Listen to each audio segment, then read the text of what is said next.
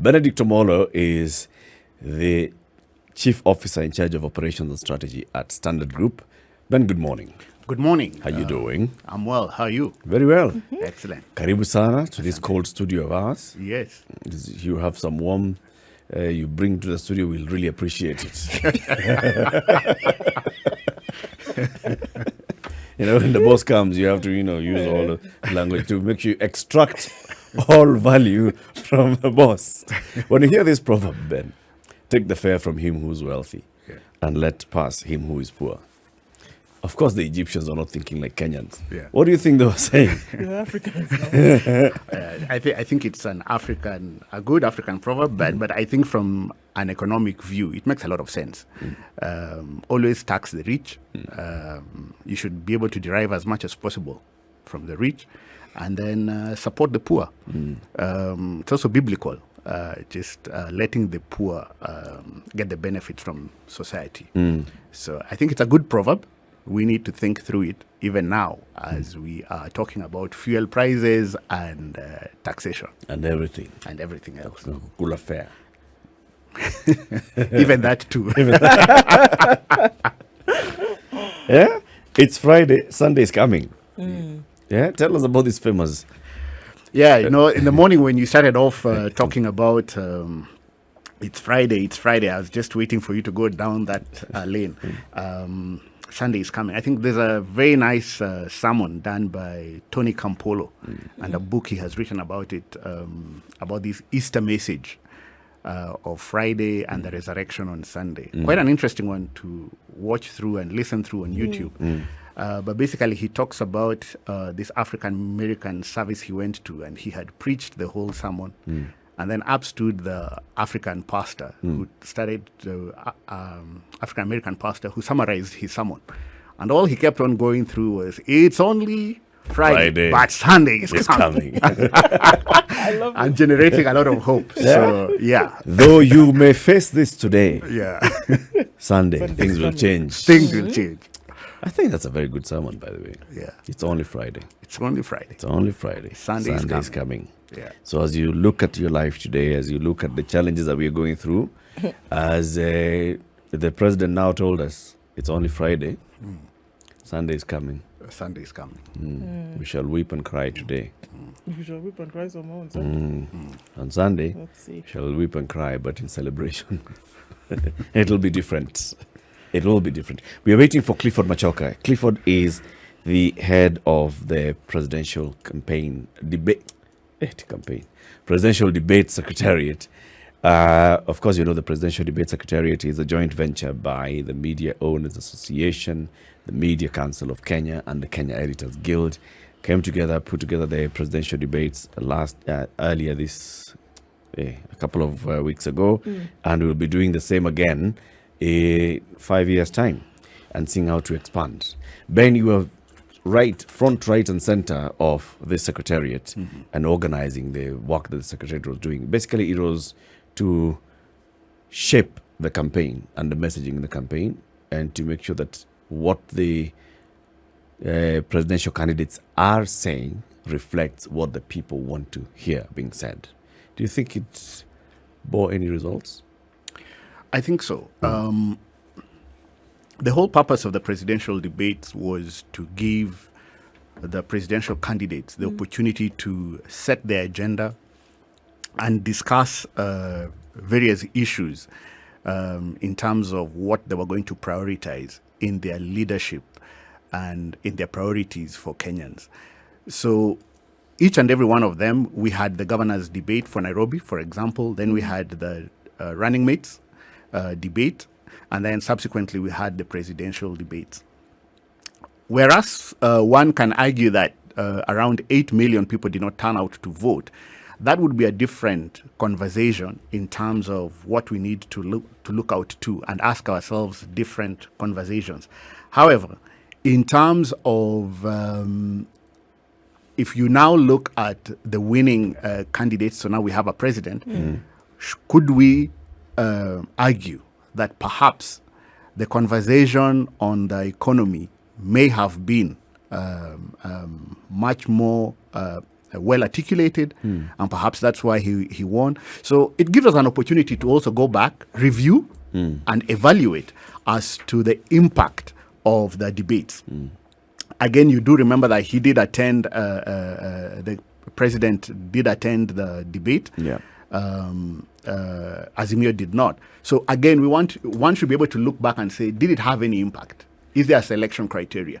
So we have what has occurred. We just need to look back, reflect, and see whether the debates have an impact in terms of engagement with Kenyans. I mean, are we looking at a situation whereby, look, because I think many could argue that this last campaign was probably more issue-based than campaigns have been, let's say, in the last 3 or 4 cycles. So here was an opportunity to elevate those issues and have them talked about.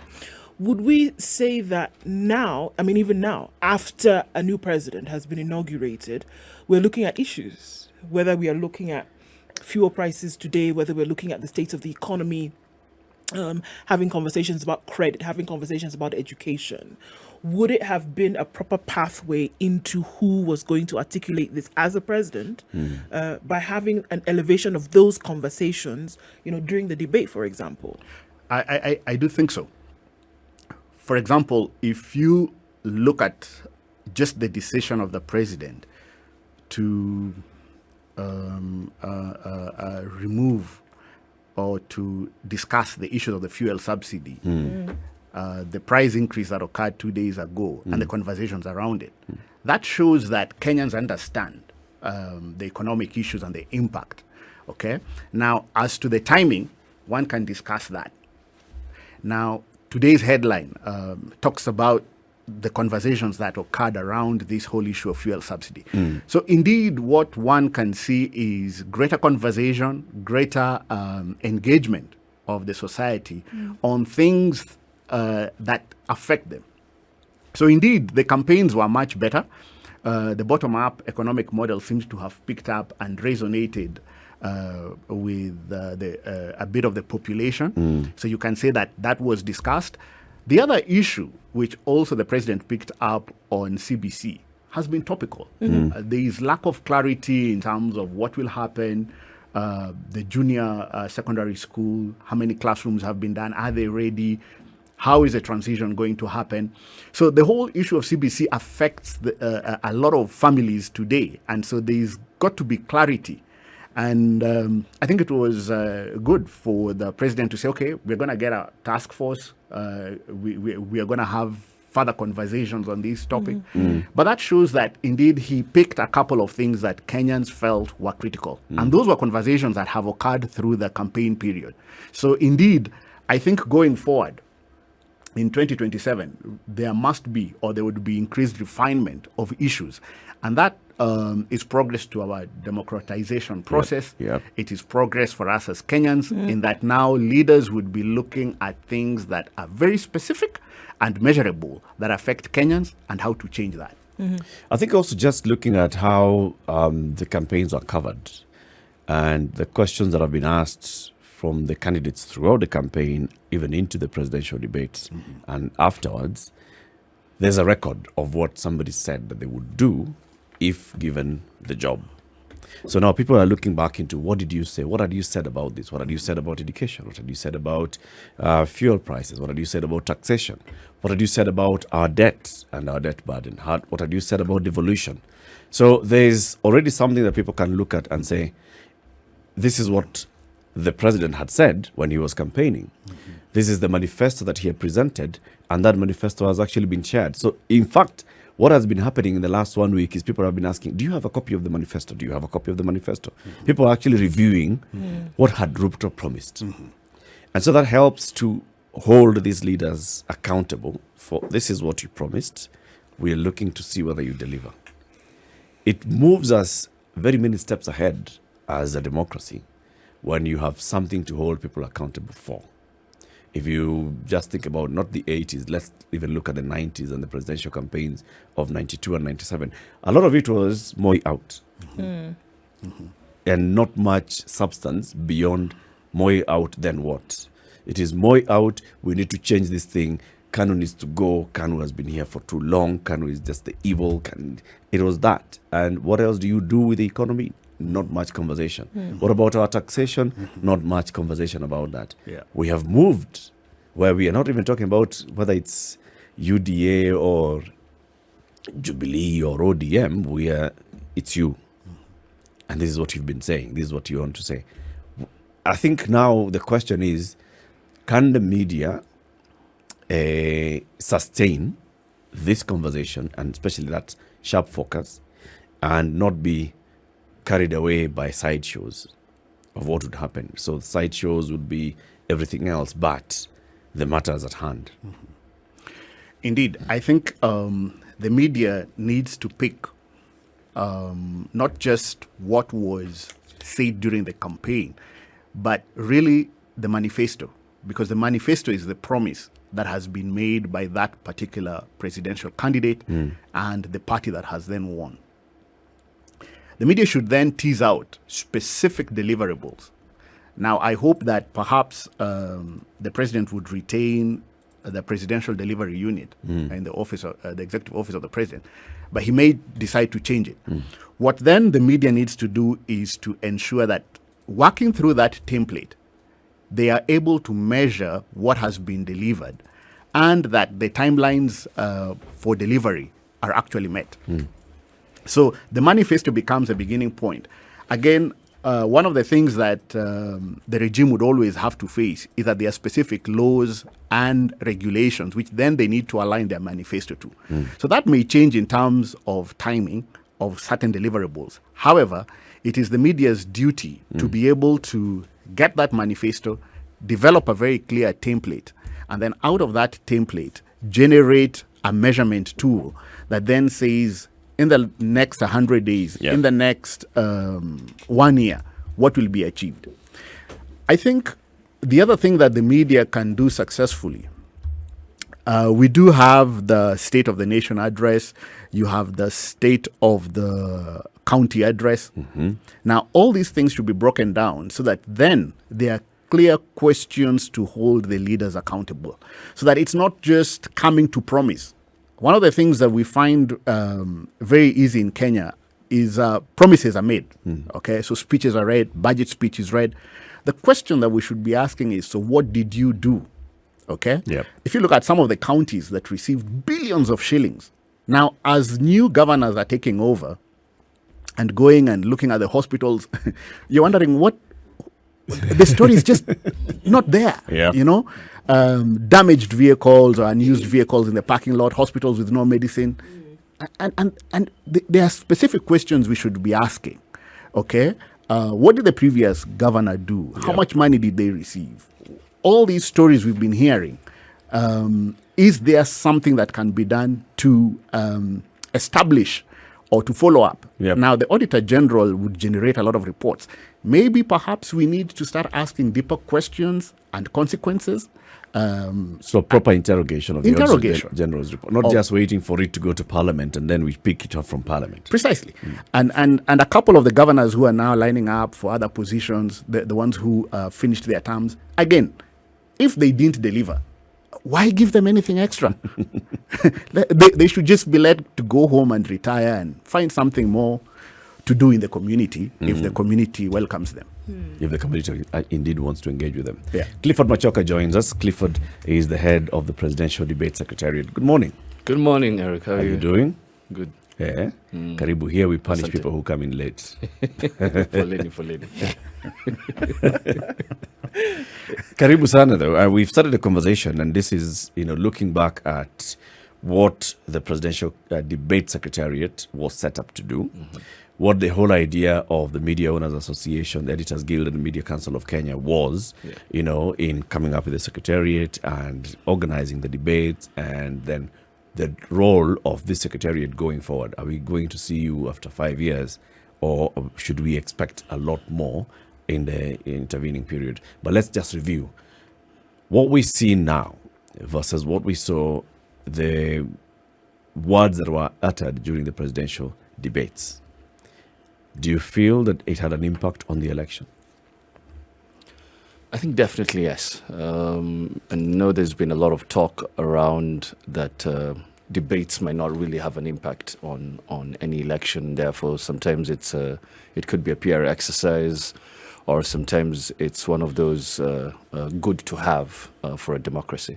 But if you look at the intention of a presidential debate or a debate generally in a democratic process, is to ensure that we are instilling or entrenching an issue-based elections or issue-based campaign, and whereby we are able, and the whole country is able to interrogate your manifesto, your issues, and what are the promises you're going to have when you go to State House. And I think what we saw during the presidential debate was that opportunity for the country to hear directly from the candidate or the candidates about issues that really matter to Kenyans. And I remember very vividly there were issues when it comes to fertilizer. And we can see that the president's first pronouncement was on reducing the cost of fertilizer. There were issues on cost of living, and we've seen some of the things that the president wants to do. If the country had not had that opportunity to interrogate the president in a presidential debate, then most of the time you'll find that it is left for the noise and the rhetoric that is kept at the rallies. And we know the rallies is not an opportunity to decipher issues. The rallies is an opportunity for performance. One of the things that you will see with presidential debates is the start of the opportunity to interrogate by the public. If you look at the format that was also adopted in the presidential debate, was also an opportunity to ask the public to submit questions, and those questions then find themselves being asked to the candidate, which is an opportunity for public participation during presidential debate, as opposed to just the media coming in and saying, these are the areas we think are fit to ask the candidate. But it is the people, and I think we took it back to the people to ask, what do you want to ask your next president? And a lot of that content that you saw in the presidential debate then came from that opportunity. So, I mean, in terms of entrenching, is because that's what we're looking at now. It's not saying that then the media has media has the role to kind of entrench, but now plays a role futuristically. So then, for me, I'm looking then beyond the debate and saying that instilling this issue-based, which, if we're looking at the cycle of elections, never really was pronounced as it was this time. I mean, like we said before.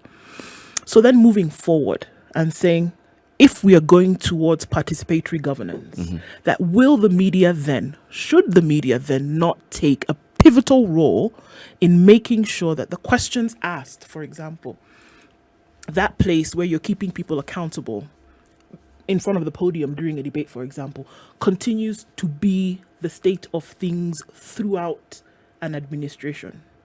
And should the media not take a role in making sure that that happens, that it's front and center for the citizens on a regular basis? I totally agree. I think it is upon us or upon the media to actually take that role. And a good example is, let's take it back to Trump time.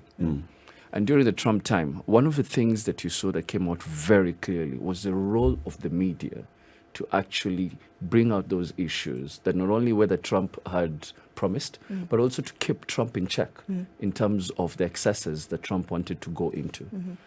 And they actually played their role quite effectively. The challenge that we have, and we have to take it up as media, is to follow up. You made these promises on the podium. You made these promises during a campaign. What does your first 100 days look like? And one of the things that maybe should come out of the presidential debate is the media always coming together to say, okay, your first 100 days is over. Can we have a town hall, Mr. President? Yeah, and you told us in your first 100 days, you will achieve 1, 2, 3, and 4. Have you achieved? If you've not achieved, what are the challenges? How do you expect to go over these challenges? So that it is not waiting for 5 years for the media to come back together again and say, okay, now we're coming back for the presidential debate 2027. Yeah. No, it has to be continuous. And hopefully we have developed, and we're developing that culture of the media always coming together to play its role in participatory democracy and participatory governance, so that you're not living it every 5 years, but you're doing it in different junctures. And yes, we can play that role individually, different media houses, but we can also play that role jointly. And we saw how powerful it was for the media to come together to play that role jointly. And hopefully, we should be looking at a situation, and I'm hoping that maybe as we move along, the media will always come together, that His Excellency's Ruto's first 100 days, we should have a town hall. And we've seen this in different democracies. After first 100 days, let's have a town hall, let's have a discussion. Maybe every year or every half year, the media should come together again to actually interrogate, where is the state of the nation? Where are we on the promises? Where are we on your manifesto? And how do we take this forward? Sure. So it's just basically holding the government accountable. And I think it's a good idea when the president, in addition to the president addressing the country through parliament with the State of the Nation address, which is a constitutional requirement, then also taking that out and having a conversation with the public. Yeah. Where he's being posed, when the questions are posed to him by the media on, so this is what you say you've done in the last 1 year, but how does that measure against what you had promised to do? Because the promises we can tell through the budget, the government's intention comes to parliament through budget, this is what we intend to do. So holding them accountable, so this is how much money you wanted to spend the last year, 3.6 trillion shillings, and 200 and X billion shillings was going to development, and these are the areas of development. Where are we? Yeah. You're asking for more money in the next financial year. Are you going to get that, Ben? Yeah, and I think once we develop a culture that is not really confrontational in its structure, then and also embrace what the Constitution requires, so that it's not just participatory, is that accountability is required of you as a leader. Stewardship is required of you as a leader. Then, as Clifford has said, having a town hall after 100 days is one which would be a good thing, encouraging that reporting back. This is what I promised, this is where I am at. And also confronting some of the challenges. As I have mentioned, the moment a new government comes into place, there are lots of things that you've got to align with the law. And so the first 100 days could just be setting up, and there's no problem. There is really no problem coming out and saying, okay, I promised all these things. However, this is where we are. It's work in progress. However, after the year, if you have a good conversation on the state of the nation, that would then measure progress pretty well. And also just bringing the reality, sometimes as Kenyans, we have very high expectations that something will change overnight. I mean, that won't happen. So bringing the reality, I'm sure once this government goes in and looks at the economic situation and then determines the state as it is today with their promises, and then develop a journey, there are lots of things that they will have to change. A lot of things they'll have to change. And so just communicating that reality back to Kenyans and saying, guys, some of these things will not happen like yesterday. You pay your unga, it will just come down. Okay? It's going to take some time. Now, that reality is what we need to work through. However, I think also that the media then needs to be very strong and robust. When we came together for the presidential debates, we saw how Kenyans were hungry. The numbers show how people were following up and watching the debates. So it shows that Kenyans are really hungry for the information and are eager to participate. So we can only do justice by ensuring that we come together and deliver this to Kenyans. Secondly, as media houses, we could also tell the story of success. I mean, just going out there and covering some of the stories of what has really been accomplished. Because sometimes we don't tell that story very, very well. They're always looking for the negative. We are looking for the negative. I mean, if you look at the previous regime, a good number of us don't just appreciate the road network. You can now drive almost anywhere. Okay? That story is not told with a credit that one would really appreciate. And I think it's media's responsibility. Just get your cameras, go out there, check out what has been done. Some things were done pretty well by the previous regime. One is the road infrastructure. We may not be happy with the debt that was accumulated, but on the ground, kuna barabara. There's a road. Even issues like title deeds. Yes. More title deeds issued by one administration than by all administrations, including the colonial one. Yes. So what's the impact of that? And following up, so when now we say that people have title deeds, it's unlocking the potential of the lands that they have. Can we show the stories of the unlocked potential and the impact that is having? Let's take a break. It's 26 minutes to 8 a.m. This is Kenya's biggest conversation, The Situation Room. Clifford Machoka, the head of the Presidential Debate Secretariat, is here with us in the studio alongside Ben Omollo, who is the boss here. He's Chief Officer in charge of Strategy and Operations at the Standard Group Center. We are talking about the role of media in holding government to account and also in just advancing our democracy, starting from the presidential debate and what else we should expect to see going forward. County 40. This is the Situation Room, the only way to start your day. Our guests this morning are the bosses, the boss of the Presidential Debate Secretariat, Clifford Machoka, and the boss of the Standard Group Operations, Ben Omollo, here to talk about media's role in pushing and advancing our democracy. A message to you, Ndu, from a friend of yours called Victor. He is in Hemingway's Watamu. Excuse and me? He says, good morning.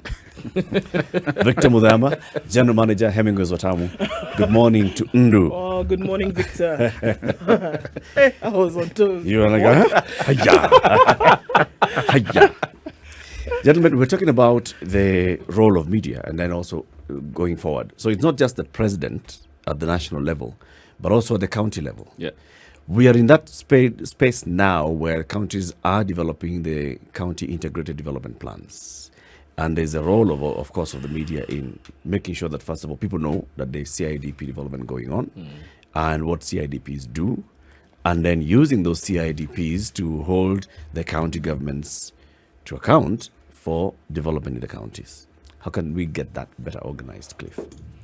I think civic education is very important. It's one thing to tell people on the ground that we're going to have public participation and we're going to discuss the budget and these are the areas that we're going to raise in. But it's another thing to understand the process. And I think media needs to play a more proactive role in actually raising that awareness, not only at the county level, but also even at the national level, in terms of how do you go around the process of ensuring that your county priorities, your priorities at the ward, because this, very interesting. When you look at the counties, it starts all the way from the ward to the constituency to the county. And how does that public participation take place? It's not an issue of putting an ad on the paper and very good, you can receive that advertising revenue. But what is your role in terms of ensuring those priorities are taken up on board? And it's not only an aspect of public participation, but it's an aspect of civic duty on the part of the media to raise that awareness. Why? We now have new administrations. With new administrations, it's also important to know there's new learnings. A lot of these things, we're lucky that it's the third time that it's happening. And therefore, our technocrats on the ground know the process much better, but our governors don't. And I'm sure they will come with new CECs and new administration. But our role as media could be to provide that opportunity for the public to understand that process. Also, bring out some of these priority areas. Because if you look at in all our platforms, we actually have a county focus. We have a county focus on the print. We have a county focus when we report on news. We have a county focus even on digital. And bring out those issues so that those issues then, whether I come from Bungoma but I stay in Nairobi, I can find a way of participating back home and raising those issues. I don't know if I'm thinking in terms of that heightened acquired responsibility. I don't think that there has been a historical abdication of that role. I think maybe there's just not been a grasp of the awareness of just how much of an impact that we then can have when it comes to getting the citizen side to really think about their participation in this. That indeed, we normally wait until the 5-year cycle comes to an end, and then we start asking the questions all over again and start pointing the fingers, whereas we could have had an active role in making sure that people are front and center when it comes to these issues. That indeed, you said on a podium before millions of people that you were going to do 1, 2, 3, and this is the manner in which you were going to do it. Now, as time goes by, the citizens may not know, all right, okay, this is the way in which we can. Is there a town hall? Can I trot on over there? But if it is in your face on a regular basis, then you know, okay, guys, we can actually be involved in this. We already know that there are certain areas in the country that people are taking their leaders head on, and they're saying, look, first of all, even before the election, what is it that you're going to do? Can we hold you responsible or accountable even before you go to the ballot? We know that there are some like that, but can it be that you almost create a movement where the media then is the leader and really saying, this is what's happening, guys. What are your thoughts on it? Can we get to that point, Ben, where we actually say, more than anything, the people will know exactly what's going on. They will ask questions because the media was directly involved in making sure that that was it, beyond just, splashing a headline every day. Yeah, I think we can. Leadership is really a trust that's given to these leaders. The Constitution talks about things such as servant leadership. If you get the tone of the 2010 Constitution. And so accountability must be something which is required of the leaders. They must be accountable to the people, and the people must demand of it. So, for example, even now as they're setting up, one of the things that is required, if you look at the composition of the CEC, is just the face of Kenya. A third of the CECs should be from outside that county. How many are adhering to that? Especially for the counties that are not homogeneous. Yep. Okay, you have a big population of one group. They take all, and those meetings can be held in local vernacular, which is not bad, but you've got to understand that Kenyans can live anywhere. Yep. So how do we make Kenyans know that it's comfortable? So we should start seeing CECs that have a reflection of Kenya, especially those that have more cosmopolitan towns in them. And we as citizens should demand of that, should demand of the governors of that. I'm sure we are all waiting to see the cabinet and permanent secretaries. Will it reflect the face of Kenya? Because that's a principle in the Constitution. And accountability and the media should be able to point these things and say, yes, this is not right. This should be done this way. So right now, the governors are going through the orientation in Mombasa. I hope that part of it is just understanding the detail, the philosophy, and the context of the Constitution that set out a couple of things. And accountability is ingrained there. And as the media, we can develop several ways in which we come back and ask specific questions. I think the citizens also need to be aware that every year there's the county integrated development plan, which is fine. But every year there's a budget process that goes through. We as Kenyans need to be looking through the budget review and outlook paper that's done in February. We've got to understand it. Then the budget policy statement, which then the cabinet approves, because that gives the foundation of the budgeting process.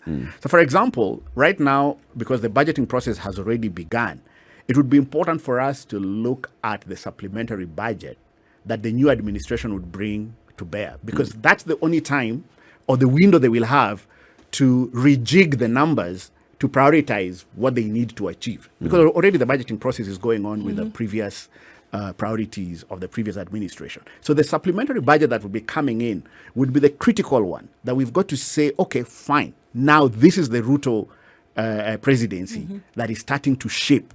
And so we need as media to look at that supplementary budget with better emphasis and then tease out the real issues, because that will be where then he's prioritizing what he wants to do, because he will definitely change a couple of things.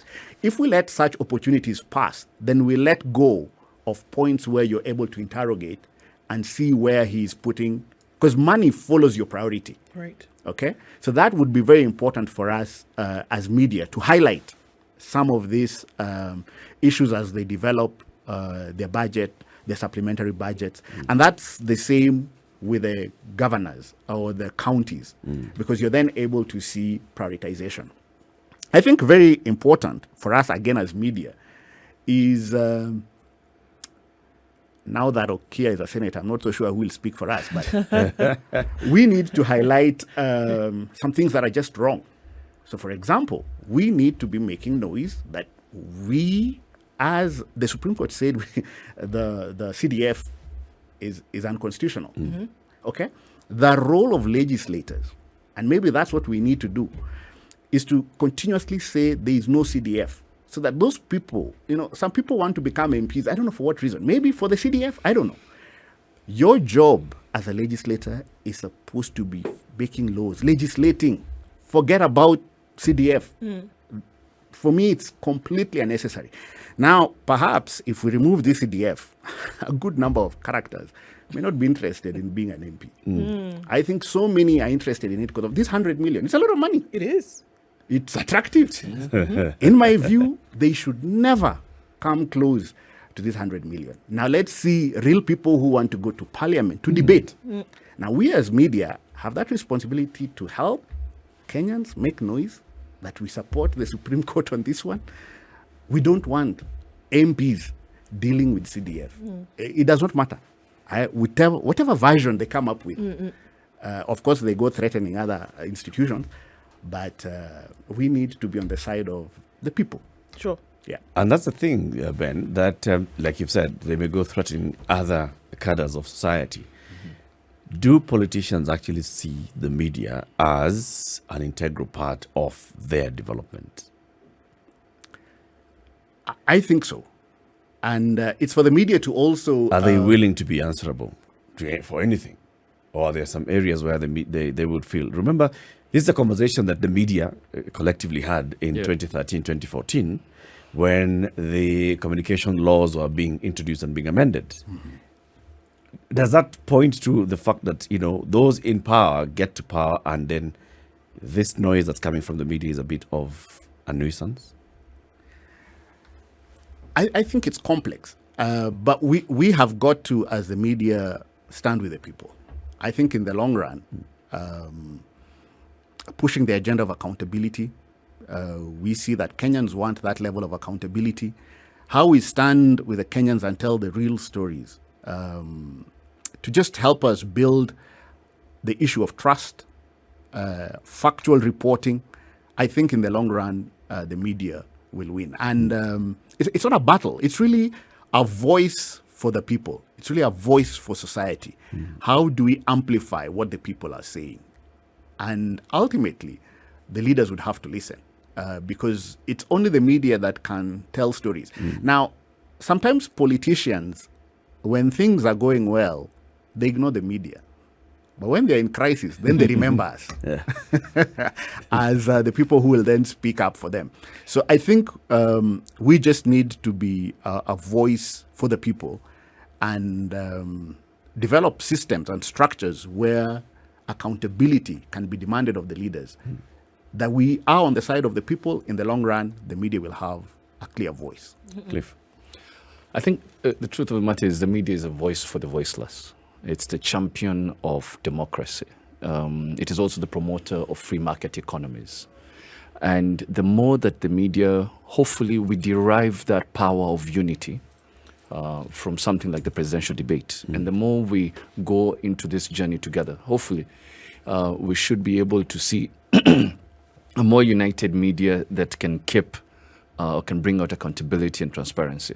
I would have expected that if the governors are going through orientation in Mombasa, then Eric will be there telling them what is the role of the media in the next 5 years. Because while you're going through orientation, it's also very important for you to orient yourself with what will the media come to do especially in your county or in your area or in your sphere of influence. So that when the media comes and keeps you accountable, you don't come and say, Eric, I'm not going to give you advertisement. You're asking too many questions. You're asking too many questions. But from the beginning, when you start your administration, it's very important to know what is the role of the media and how can we work not only with the media, but also most of the time, if you talk to the governors or the previous governors, they'll say, I didn't know this issue was a problem in my county until you raised it. And I remember there's once we were talking with Governor Mandago, and he said, I didn't know we grow apples in Wasingishu until I saw what the media was saying about apple growing. And he said the next day I actually went to the farm, and because of that I started changing my mindset. And that's the role that the media plays. The role of the media is not only to say the really good stories, and I think that should continue because it's very important that we bring out the positive stories, but also it's very important that we spotlight challenges or issues that come out, because through spotlighting those challenges or issues, you are also helping the governor to take up that mantle of dealing with those challenges. But I think, as Ben says, we spend a lot more time with the national budget. We do not spend a lot more time with the county budget. And, as we're moving as a country, you can see that a lot of focus is on the county because that's where real development is taking place. If you look at the devolved functions that are taking place in the county, a lot more people want to see, how is my governor handling this issue? And maybe that's an opportunity for media to actually take a more proactive role at the county level. And it's good to actually focus on the national budget. And I think the media has done a really good job there. But now we need to go more and more on the ground. Every year the governors have a state of the county address. Yes, we can interrogate the state of the nation address at the national level, but let's go back and also start interrogating the state of the county address. What did you promise and what are you bringing back? And I think just to add, His Excellency President Ruto stated that he's going to devolve much more of the responsibilities to the county with the attendant budgets. So that creates a new dimension. So which are these programs that he will devolve and the attendant budgets? Because that means the counties will generally get more cash. So are we prepared to then follow up and interrogate? And so the consciousness of Kenyans in terms of what's going on at the county must be something we as media take up with much more gusto to find out what will happen and how is it changing. I think we also need to bring out comparable stories. Why would one county have better things compared to another? So we bring a sense of competition. I mean, 10 years is pretty long. If you have another cycle of 20 years, soon we should start seeing some counties that are really centers of excellence and highlighting those stories. And then the ones that are lagging, the people in those counties need to be angry enough and get rid of their leaders and just get better leadership to compete with the rest of the country. That's true. I want to read some 3 comments on social media. Julia says, I've said several times that the media has let Kenyans down in a huge way. The fight against corruption, if citizens are to participate, the media ought to inform them. But of course, media becomes so effective when spreading propaganda of the government of the day. Shame.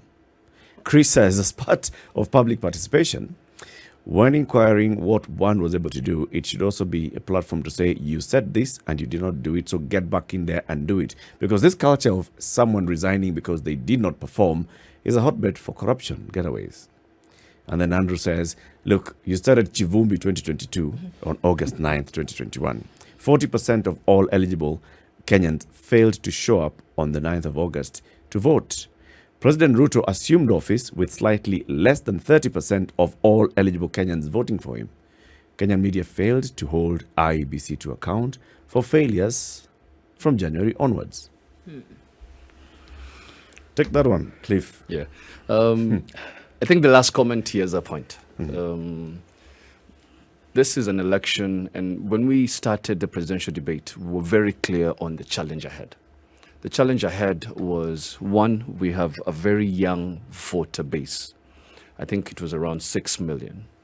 And the biggest challenge that we had in this just concluded election was participation and voter involvement. And I must say, and it's not being very critical of IBC, but we failed in our duty to provide civic education that brings out participation in the election. Is it proper to say the media failed? I think we tried to do our best. We could have done better. But IBC, whose role is to do civic education, I absolutely do not see anything around civic education. Whether it was deliberate or through omissions, that is something that the media needs to start interrogating. But IBC's role is also to ensure that we educate. And they abdicated this role not only to the media, they abdicated this role to the non-governmental organizations. They even abdicated this role to content creators. Yeah. It is appalling that IBC would abdicate such a very important role. If you look at the numbers of the people who voted, we really did not see this young face coming and playing the civic duty in terms of voting. And what are we trying to say ourselves? I remember when I got my ID, the first reason that I got my ID and I was very excited was I was going to vote as a young person. That is no longer there. And I think that's something that in the next 5 years, the media can play a very active role in bringing this voter base back into the national civic duty. Yeah. Yep. It's a conversation we need to keep having, and gentlemen, we'll keep inviting you here so that we can always introspect and be as critical of ourselves as we are seeing our listeners being of us, and also just looking back and saying, so what can we do better? Where can we improve? And what should we expect of government, of media, of citizens? Thank you very much for joining us today. Clifford Machoka, head of the Presidential Debates Secretariat, and Benedict Omollo, Chief Officer in charge of strategy and operations at Standard Group. Asanteni, have a good day. Asante sana. Yeah. It's only Friday, Ben. Sunday is coming. Sunday is coming.